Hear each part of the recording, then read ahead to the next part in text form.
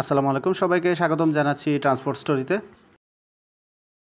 তো আমার সামনে দেখতে পাচ্ছেন হানিফ এন্টারপ্রাইজের বহরে আরও যুক্ত হতে যায় Mercedes Benz, brand new Mercedes বেঞ্জের নন এসি বাস। তো এই বাসগুলোকে অভি মোটরসের থেকে বের করে নিয়ে আসা হয়েছে। তো বাসগুলোকে মূলত গত বুধবারে গ্যারেজ থেকে নিয়ে আসা হয়েছে, যদিও সবগুলো বাস বের করা হয়নি। 2 ইউনিট বাস নিয়ে আসা হয়েছে।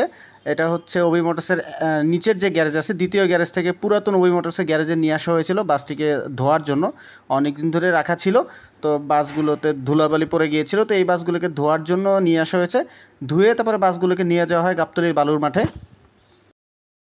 তো মূল বিষয়ে আসি, আপনারা হয়তো সকলেই জানেন এগুলো হচ্ছে হানিফ এন্টারপ্রাইজের বাস। তবে হানিফ এন্টারপ্রাইজের আরেকটি সেকশন রয়েছে যেটাকে আমরা সবাই ছোট সেকশন নামে চিনি। তো সেই ছোট সেকশনের বাস মূলত সবই এক হানিফ এন্টারপ্রাইজ, কিন্তু রুটের সুবিধাতে এবং বোঝানোর সুবিধাতে আসলে সবাই জানে যে দুটি সেকশন। তো এটি হচ্ছে ছোট সেকশনের বাস।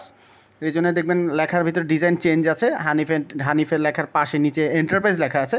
তো তারাও 10 ইউনিট বাস নিয়েছে।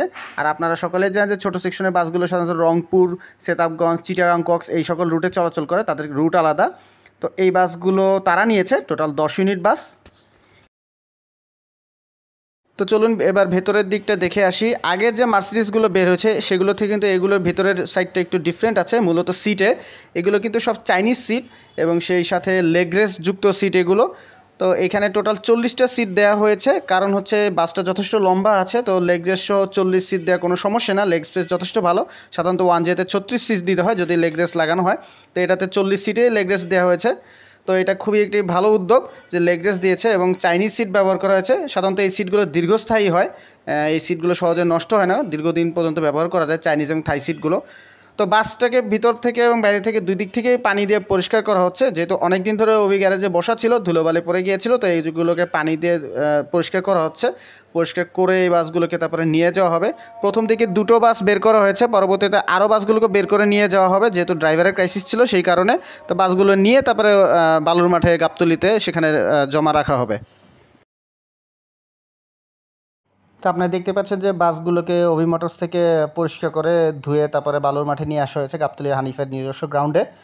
তো এবার মূল কথা আসে বাসগুলোর রুট কী হতে পারে। তো ছোটো সেকশন সাধারণত ঢাকা রংপুর, ঢাকা কুড়িগ্রাম, অপরদিকে নওগাঁ, মহাদেবপুর, সাপাহার, ঢাকা রাজশাহী, চাঁপাইনবাবগঞ্জ, শিবগঞ্জ, কানসাট, চৌডালা, অপরদিকে বাংলাবান্ধা, তেঁতুলিয়া এবং চিটাগাং ডিভিশন পুরোটা, চট্টগ্রাম থেকে শুরু করে কক্সবাজার, রাঙামাটি, বান্দরবান, সেই সকল রুটে তারা বাস পরিচালনা করে থাকে।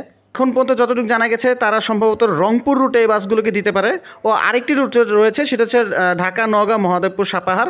তো সম্ভাবনা আছে যে এই বাসগুলোকে রংপুর এবং নওগাঁ এই মিলিয়ে দিতে পারে, যদি এখনও সঠিকভাবে বলা যাচ্ছে না। তবে আনুমানিক ধারণা যে রংপুর অবশ্যই প্রায়োরিটি পাবে, যেহেতু এটি এই হানিফ এন্টারপ্রাইজের সবচেয়ে প্রফিটেবল একটি রুট। তো রংপুর এবং দ্বিতীয়তে থাকছে নওগাঁ। তো খুব সম্ভাবনা আছে সবগুলো বাসই রংপুর অথবা ভাগ করে রংপুর এবং নওগাঁতে দিতে পারে।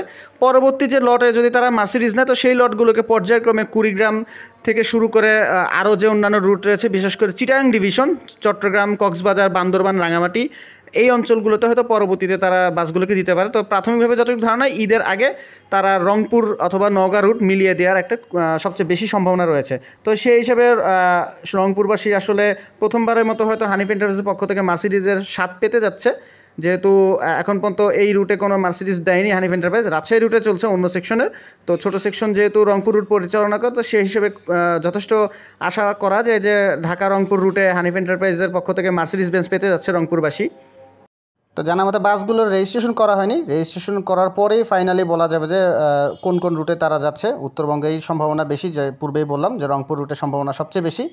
তো যাই হোক, ভিডিওটি যদি ভালো লেগে থাকে অবশ্যই আমার চ্যানেলটি সাবস্ক্রাইব করবেন এবং জয়েন করবেন আমাদের ফেসবুক গ্রুপ ওয়ার্ল্ড অফ ট্রান্সপোর্টে। চেষ্টা করব পরবর্তীতে আরও নতুন কোনো ভিডিও অথবা আপডেট নিয়ে আপনাদের সামনে হাজির হওয়ার জন্য। ততদিন পর্যন্ত সকলে সুস্থ থাকবেন, ভালো থাকবেন। ধন্যবাদ সবাইকে।